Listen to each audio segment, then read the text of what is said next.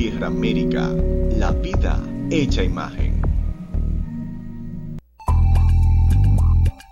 El siguiente programa es clasificación B, para mayores de 14 años.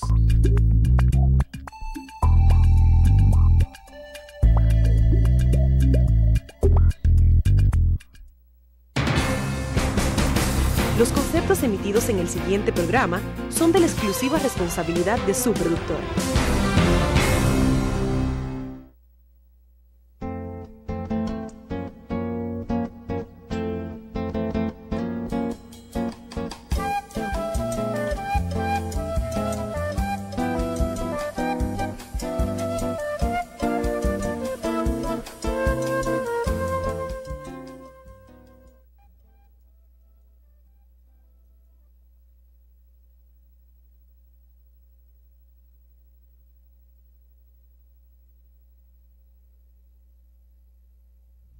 Saludos país, de nuevo Voz para el Cambio, en una entrega muy especial. Esta ventana de opinión, de compromiso con la patria, con las ideas de Juan Pablo Duarte, con el compromiso de que un país mejor es posible, con el compromiso de defender los sagrados intereses de este pueblo. Hoy tendremos una entrega para ver un poco en materia de política internacional. Estamos ante un mundo un tanto convulso, lo que está pasando en Siria y en todo Medio Oriente, pero también lo que pasa aquí en Haití, una situación compleja, difícil, pero hay desafío también en Venezuela con las elecciones próximas ahora en octubre, pero hay desafío también en Estados Unidos, que también hay un proceso electoral en marcha. Hay una situación en Colombia que también vale la pena pensarla, repensarla. Es decir, hay un mundo que, si bien no es cambiante, nos está llamando a desafíos. Está la situación de España con una crisis profunda, e incluso muchos dominicanos se están retornando a la patria porque para pasar trabajo en España vienen a pasarlo aquí con boca chica, con merengue, con bachata, con su ron, con su yuca con huevo revolteado, en fin. Para pasar trabajo en tierra extraña, más vale estar aquí entre los suyos. Por eso hay mucho retorno, o hay retorno de muchas personas desde España a Santo Domingo por la situación de crisis que hay por allí.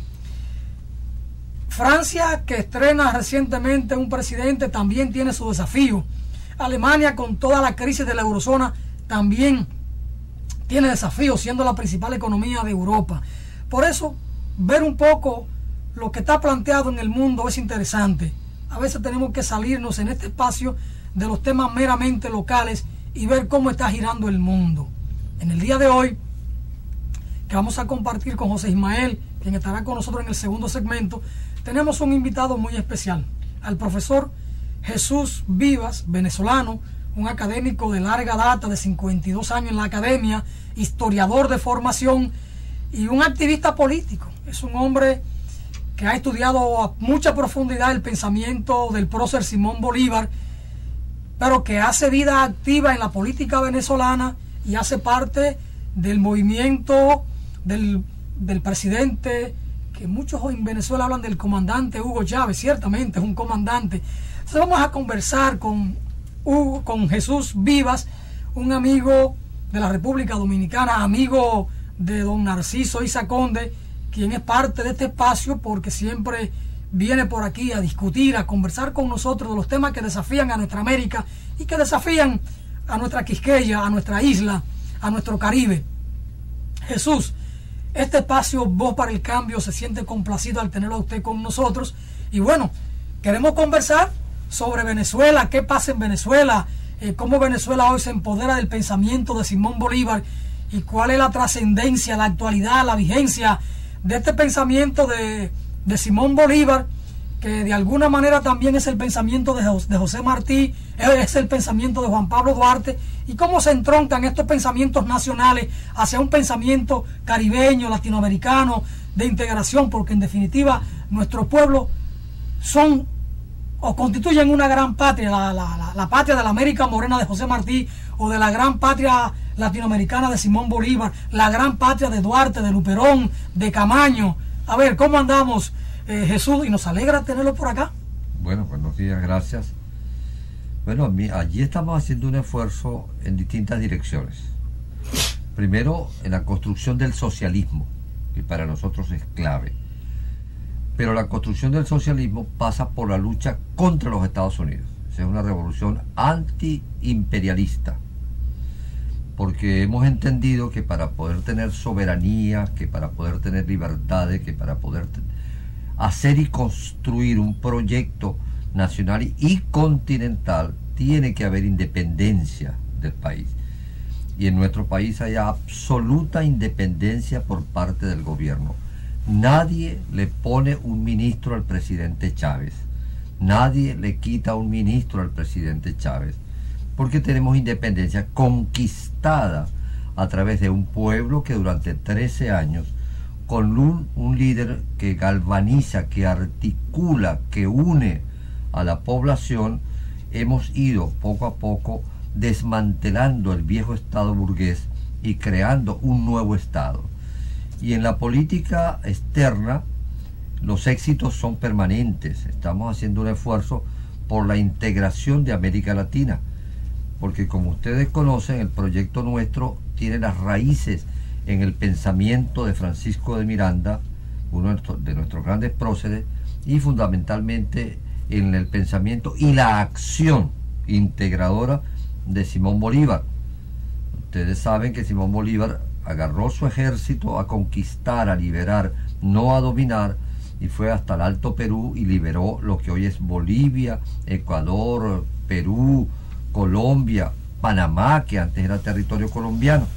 Y hoy persistimos en esa idea integradora.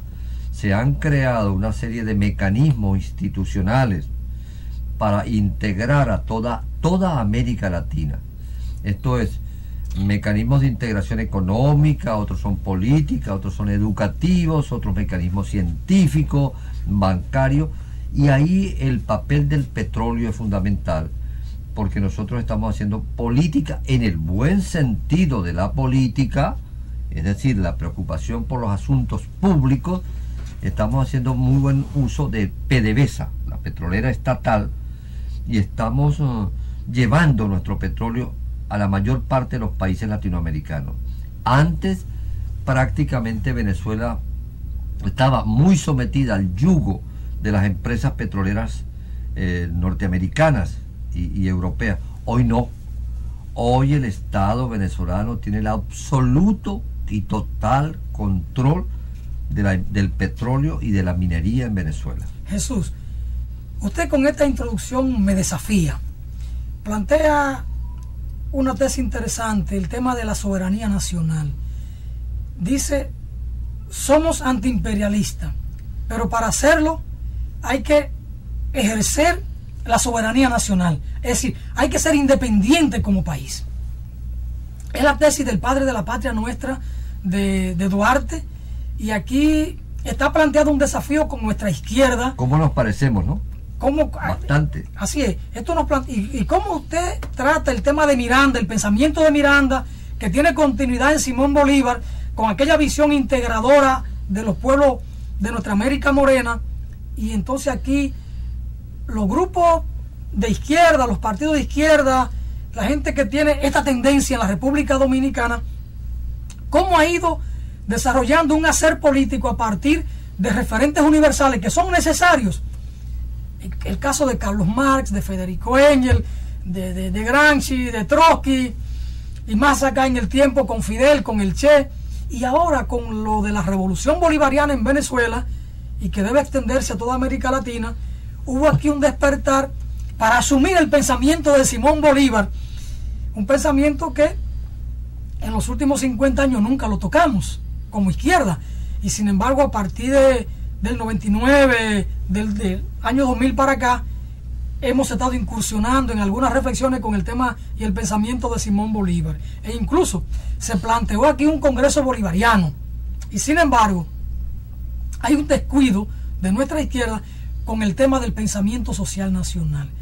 Yo voy a ser oportunista en el buen sentido de la palabra para obsequiarle a usted unas reflexiones mías con el tema de Duarte, y que Duarte es el desafío para la izquierda nuestra, para los demócratas nuestros, para los nacionalistas nuestros, y nacionalistas en el buen sentido de la palabra, porque en la República Dominicana el concepto nacionalismo o nacionalista tiene bemoles por el tema Haití. Es una discusión interna nuestra, y entonces la izquierda nuestra no quiere asumir el concepto de ser nacionalista, porque aquí se ha degradado o se le ha dado una interpretación diferente por el tema Haití. Aquí hay una percepción de que ser nacionalista es ser anti-haitiano. Yo he dicho no. Para nosotros ser parte del concierto liberador de América Latina y asumir una posición correcta de antiimperialista, hay que asumir el nacionalismo en el buen sentido de la palabra, de ser real y efectivamente independiente. Entonces, bueno, voy a aprovechar para obsequiarle estas reflexiones sobre el pensamiento de nuestro Patricio Mayor, un hombre antiimperialista, anticolonialista, que debe ser el referente fundamental en nuestro hacer político. Y ahí le extiendo lo leeré con agrado, cómo no, gracias. Bueno, mire, lo que usted decía, que iba a ser atrevido en las preguntas, eso es interesante. Nosotros en Venezuela estamos acostumbrados a esto, porque hemos aprendido que es en la crítica constructiva donde se corrigen, donde se enmiendan los errores. Hemos salido de una ortodoxia política tradicional y estamos tratando de articular las cosas nuevas, lo que estaba apartado, las culturas o los elementos liberadores de las prácticas sociales. Y eso nos está dando un buen resultado. Venezuela es un país altamente politizado. Todo el mundo en Venezuela habla de política. Allá todos cargamos siempre en nuestro bolsillo la Constitución Nacional, que es un material jurídico donde están nuestros absolutos derechos.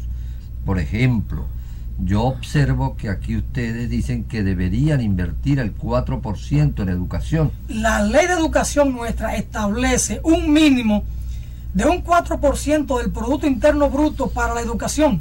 Y sin embargo, los gobiernos dominicanos nunca lo cumplen, no llegan al 2% en el presupuesto. Y en la ejecución se quedan por debajo del 1.5%. Entonces la sociedad ha desarrollado un movimiento permanente de exigirle a nuestro gobierno que cumpla con la ley y que invierta mínimo el 4% para educación. En Venezuela, ¿cómo anda esto? ¿Qué invierte el gobierno de Venezuela? El 12%. 12%. Ajá. Y mire que el presupuesto de Venezuela es inmenso. En los últimos 8 años, el gobierno de Venezuela ha invertido 500.000 millones de dólares, óigase bien la cifra, 500.000 millones de dólares en educación, en todo lo social. Esto es vivienda, salud, educación, deportes, distintas formas de sanidad. Ahorita, por ejemplo, el gobierno está fabricando nuevas viviendas, y se fabrican 240.000 viviendas por año. Esto es 20.000 viviendas por mes que se le entregan a sus propietarios totalmente amuebladas con todo adentro. Pero vendida. Claro, pero se le da 20, 25 años para que la paguen al precio de costo, con intereses muy pero muy bajos. Se le exoneran 1, 2 o 3 años, que se llama años muertos. Esto es lo que el presidente Chávez llama la deuda social, que durante muchos años le fue esquilmada a los pueblos, a nuestra población, mientras que los gobiernos de turno osadamente pretendían era pagar la deuda externa. Nosotros estamos empecinados en cancelar la deuda social con el pueblo. Deporte, vivienda, educación, salud, asistencia. Por ejemplo, las personas en Venezuela cuando cumplen 60 años, 55 la mujer y 60 el varón, de inmediato van con la demostración de esto a una oficina del Estado, y más o menos en el lapso de 1 mes, 2 meses, se le comienza a pagar de por vida la pensión mínima. En Venezuela la pensión mínima es $500. Aunque no hayan trabajado. Aunque no hayan trabajado. En el Estado. En el Estado. Entonces esa pensión mínima, el salario mínimo en Venezuela es $500 mensual. ¿Hay una ley que regula eso ya? Claro, la seguridad social. Tiempo, yo la cobro. Yo cobro como jubilado, fíjese eso. Yo soy profesor jubilado. Y tengo 17 años de jubilado en la universidad.